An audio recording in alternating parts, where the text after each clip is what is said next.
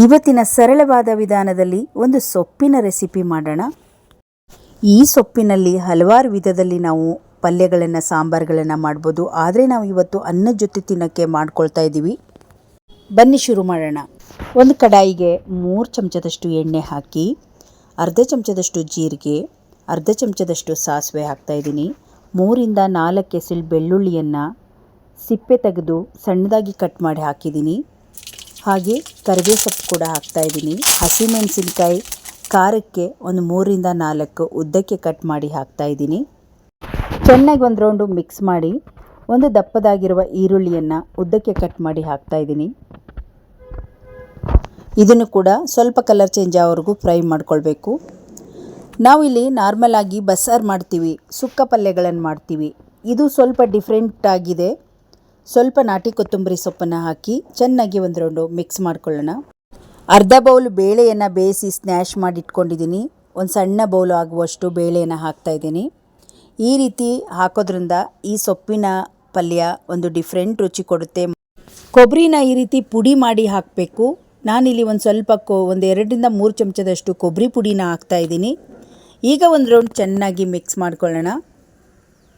ನಾವಿದಕ್ಕೆ ಡಿಫ್ರೆಂಟಾಗಿ 2 ಬದನೆಕಾಯಿಯನ್ನು ತಗೊಂಡು ಅದನ್ನು ಅರ್ಧ ಬೇಯಿಸಿದ್ದೀನಿ.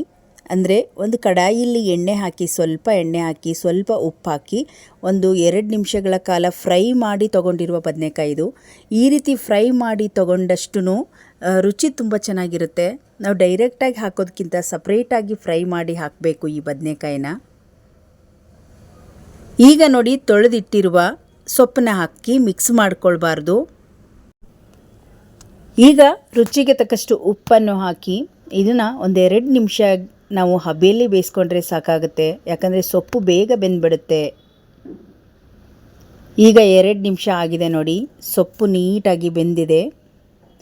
ಇವಾಗ ಸ್ವಲ್ಪ ರಸದ ಜೊತೆಗೆ ಪಲ್ಯ ರೆಡಿ ಆಯಿತು. ಬಿಸಿ ಬಿಸಿ ಅನ್ನದ ಜೊತೆಗೆ ನಮ್ಮ ಸೊಪ್ಪಿನ ಪಲ್ಯ ರೆಡಿ ಆಯಿತು. ಡಿಫ್ರೆಂಟ್ ಆಗಿದೆ. ನಾವು ಹಾಕಿರೋ ಬದನೆಕಾಯಿ ಹಾಕಿರೋದ್ರಿಂದ ಒಂದು ಒಳ್ಳೆ ರುಚಿ ಕೊಡುತ್ತೆ. ಒಮ್ಮೆ ಈ ಡಿಫ್ರೆಂಟ್ ವಿಧಾನದ ಬದನೆಕಾಯಿ ಸೇರಿಸಿ ಒಂದು ಸಲ ಟ್ರೈ ಮಾಡಿ ನೋಡಿ, ತುಂಬ ಚೆನ್ನಾಗಿರುತ್ತೆ.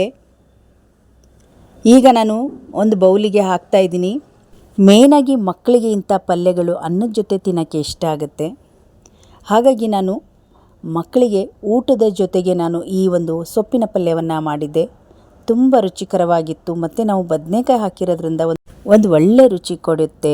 ಇವತ್ತಿನ ಸರಳವಾದ ವಿಧಾನದಲ್ಲಿ ಈ ಪಲ್ಯ ನಿಮಗೆ ಇಷ್ಟ ಆದರೆ ಒಂದು ಲೈಕ್ ಮಾಡಿ, ಈ ವಿಡಿಯೋವನ್ನು ಶೇರ್ ಮಾಡಿ.